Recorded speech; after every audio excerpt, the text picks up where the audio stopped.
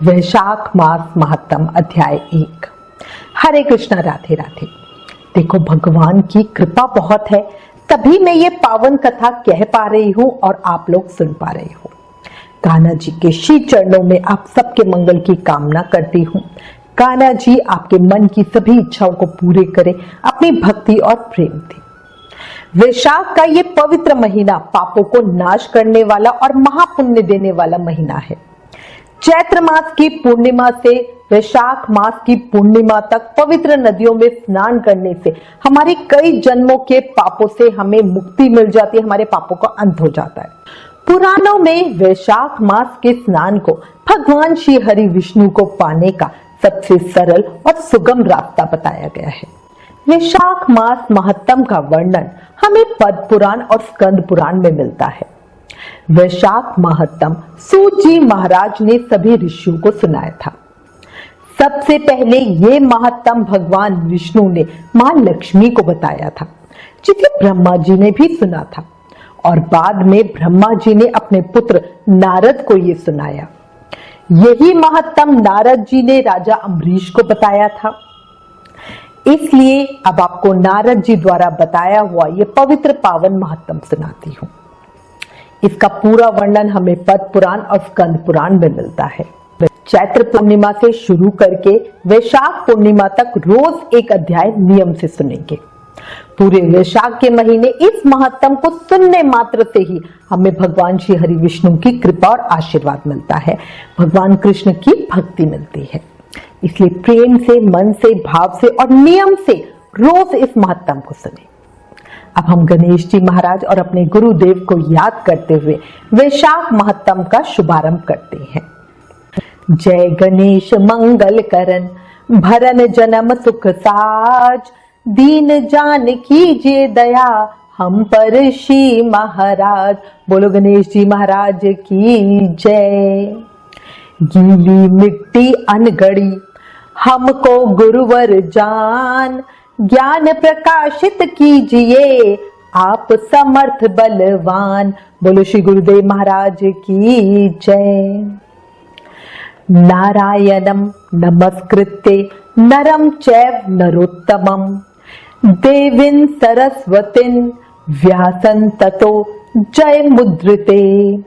अर्थात भगवान नारायण, नर श्रेष्ठ नर, देवी सरस्वती तथा महर्षि वेद व्यास को नमस्कार करके भगवान की विजय कथा से परिपूर्ण इतिहास, पुराण आदि का हमें पाठ करना चाहिए।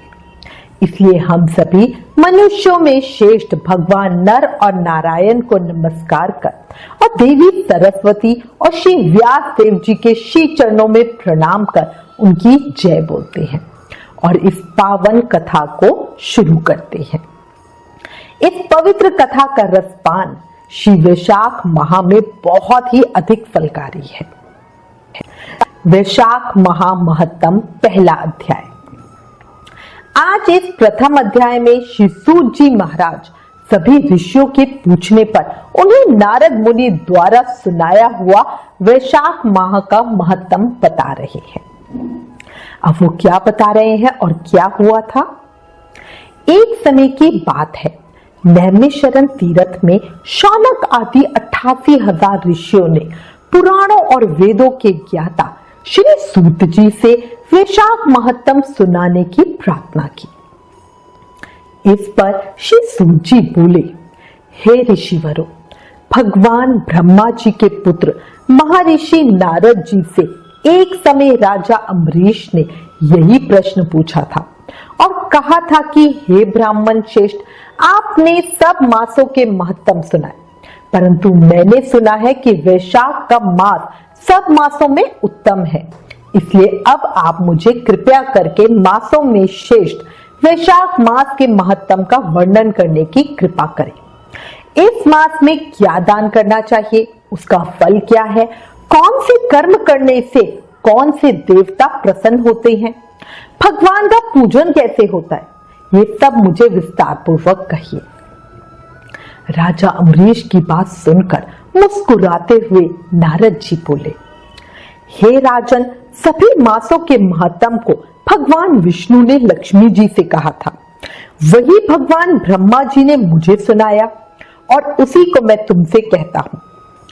वैसे तो सभी मास श्रेष्ठ हैं, पर भगवान विष्णु को कार्तिक, माघ और वैशाख का महीना सबसे अधिक प्रिय है। इन तीनों में से भी वैशाख मास को अधिक श्रेष्ठ माना जाता है। ये महीना माता के समान सब जीवों को मन इच्छित फल देने वाला है। इस मास के सेवन से प्राणी की समस्त अभिलाषाएं पूरी होती हैं। इस मास में धर्म, यज्ञ, तप, स्नान, व्रत आदि करने से प्राणी के समस्त पाप नष्ट हो जाते हैं। इस मास की देवता भी प्रशंसा करते हैं तथा इसके सेवन को ललायत बने रहते हैं। जिस प्रकार विद्याओं में वेद, मंत्रों में प्रणव, वृक्षों में कल्प वृक्ष, गौओं में कामधेनु, नागों में शेषनाग, पंछियों में गरुण जी महाराज, देवताओं में श्री विष्णु भगवान, वर्णों में ब्राह्मण, प्रिय वस्तुओं में प्राण, मित्रों में पत्नी, नदियों में गंगा, तेजधारियों में सूर्य, शस्त्रों में सुदर्शन चक्र, धातुओं में स्वर्ण, वैष्णवों में शिव तथा मणियों में कौस्तुभ मणि सर्वश्रेष्ठ है, उसी प्रकार भगवान के भक्तों के लिए वैशाख मास सबसे उत्तम है। ये मास भगवान विष्णु की भक्ति उत्पन्न करने वाला मास है। जो प्राणी वैशाख मास के मेष राशि के संक्रांति में सूर्य उदय से पहले स्नान करते हैं, उनसे लक्ष्मी सहित भगवान विष्णु अत्यंत प्रसन्न होते हैं। जिस प्रकार अन्न से सब प्राणी प्रसन्न रहते हैं, मतलब अन्न के बिना रह नहीं सकते, उसी प्रकार वैशाख मास में स्नान करने वाले सब पापों से मुक्त होकर बैकुंठ धाम को चले जाते हैं। जो व्यक्ति वैशाख मास में मेष राशि के सूर्य में प्रातः स्नान कर भगवान की परिक्रमा करते हैं, उन्हें 100 राजसूय यज्ञों का तथा 10 सहस्त्र अश्वमेध यज्ञों के बराबर का फल मिलता है। वो समस्त पापों से मुक्त होकर भगवान की कृपा से बैकुंठ धाम को प्राप्त करता है। हे नृपश्रेष्ठ, यदि प्राणी वैशाख मास का सेवन करने के लिए किसी तीर्थ में ना जा सके, तो उसे अपने नगर के बाहर वाले किसी जलाशय के जल में ही स्नान कर लेना चाहिए। यम की आज्ञा से शास्त्रों में लिखे पाप उसी समय तक गरजते हैं जब तक मनुष्य वैशाख स्नान नहीं करता। परम पुनीत वैशाख मास में भगवान विष्णु की आज्ञा से समस्त तीर्थों के देवता सूर्य उदय से 6 घड़ी तक जल के बाहर सब प्राणियों के हित के लिए ठहरते हैं, परंतु इस समय तक भी जो स्नान के लिए नहीं आते हैं, वो उनको श्राप देकर अपने धाम में चले जाते हैं। इसलिए इस मास में प्रत्येक मनुष्य को अवश्य स्नान करना चाहिए। हे राजन, धर्म के अनुसार वैशाख मास में स्नान करना सबसे अधिक शुभ कर्म है। स्नान करने से भगवान प्रसन्न होते हैं। जो वैशाख में स्नान नहीं करते वो अभागे होते हैं।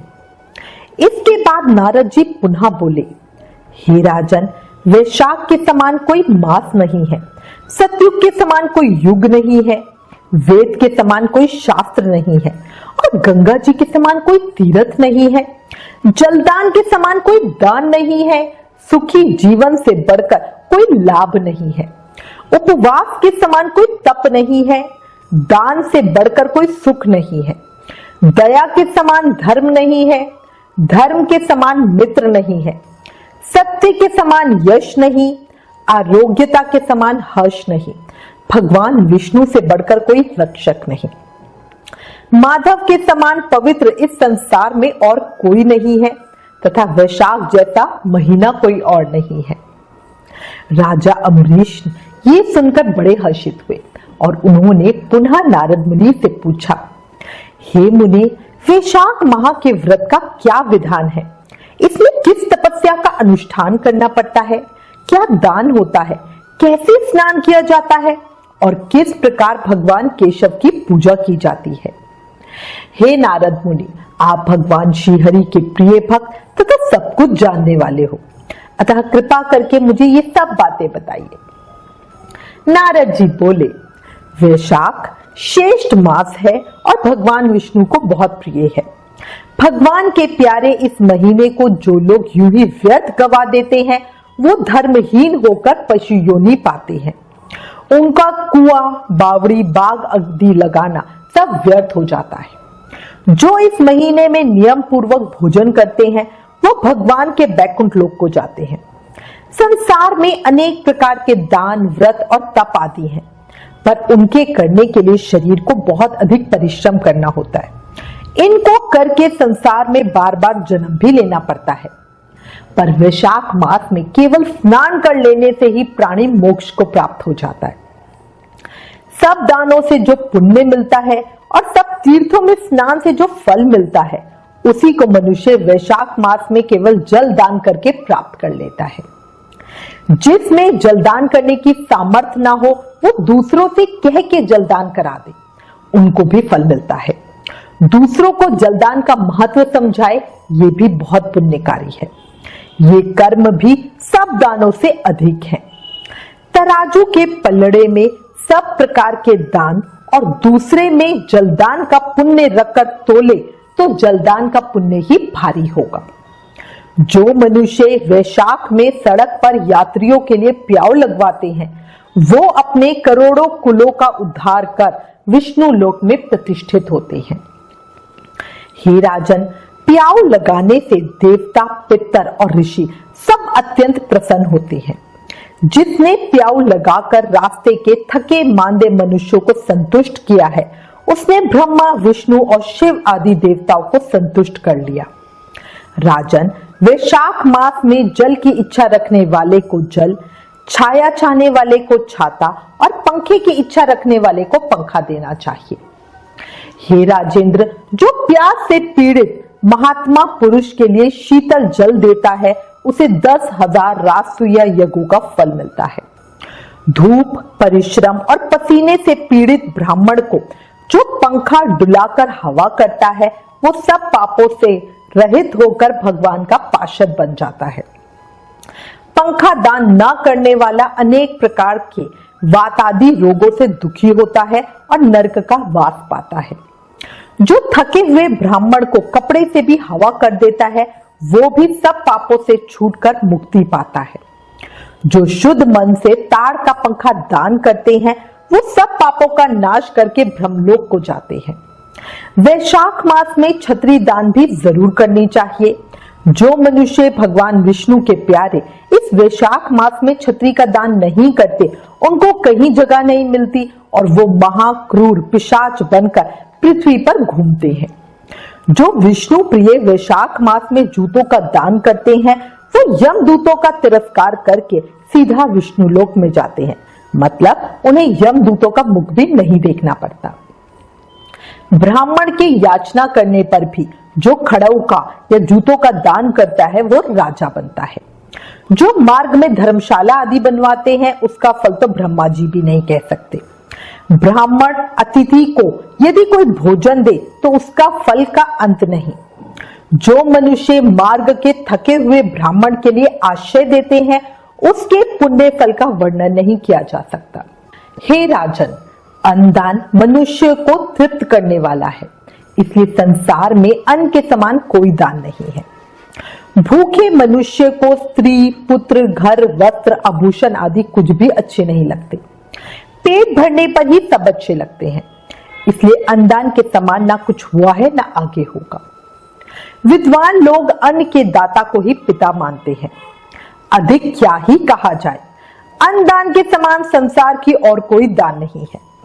जो वैशाख में थके ब्राह्मण को अन्नदान नहीं देता वो पिशाच बनकर पृथ्वी पर अपना ही मांस खाता हुआ फिरता है। इसलिए हे राजन, अन्नदाता में सभी धर्म निवास करते हैं। नारद जी से इतनी कथा सुनने के बाद राजा अम्बरीश ने कहा, हे देव ऋषि नारद जी, यदि माधव मास सबसे श्रेष्ठ और भगवान लक्ष्मीपति को अधिक प्रिय है तो उस समय स्नान करने की क्या विधि है? वैशाख मास में किस वस्तु का दान, कौन सी तपस्या तथा किस देवता का पूजन करना चाहिए? कृपया ये सब भी मुझे बताइए। नारद जी बोले, राजन, देवादिदेव लक्ष्मीपति भगवान विष्णु सब पापों का नाश करने वाले हैं। उन्हें नमस्कार करके चैत्र मास की पूर्णिमा को इस व्रत का आरंभ करना चाहिए। व्रत लेने वाला पुरुष यमनियों का पालन करे, शक्ति के अनुसार कुछ दान दे, हविष्यान मतलब यज्ञ आदि में जो उपयोग में लाया जाता है वो सात्विक अन्न या आहार होता है, उसका भोजन करे, भूमि पर सोए, ब्रह्मचार्य व्रत में दृढ़ता पूर्वक पालन करे तथा मन में भगवान श्री नारायण का ध्यान करते हुए कृच यानी कष्टमय तपस्याओं के द्वारा शरीर को सुखाए। जब वैशाख की पूर्णिमा आए उस दिन मधु यानी शहद तथा तिल आदि का दान करे, श्रेष्ठ ब्राह्मणों को भक्ति पूर्वक भोजन कराए, उन्हें दक्षिणा सहित दान दे तथा वैशाख स्नान के व्रत में जो कुछ त्रुटि हुई है, गलती हुई है, उसकी पूर्णता के लिए ब्राह्मणों से प्रार्थना करें। वैशाख महामहत्तम अध्याय 1 संपूर्ण। कल अध्याय 2 में आगे की कथा सुनेंगे। देखो, मानव जीवन मिलना बहुत मुश्किल है। अगर हमें मानव जीवन मिला है, उस पर भगवान की कृपा भी मिली है, तभी तो हम भगवान की इस पावन कथा को सुन पा रहे हैं। तो इस जीवन का अधिक से अधिक लाभ उठाकर जीवन में श्रेष्ठ कर्म करो। जीवन क्षणभंगुर है, अभी है और अभी नहीं। जब हमें अगली घड़ी का भी पता नहीं क्या हो जाए, तो क्यों ना इस शरीर का उपयोग करके अभी कर्मों के बंधन से मुक्ति पा ली जाए। और इसका सबसे सबसे सबसे आसान रास्ता है नाम जाप करना। ज्यादा से ज्यादा नाम जाप करो।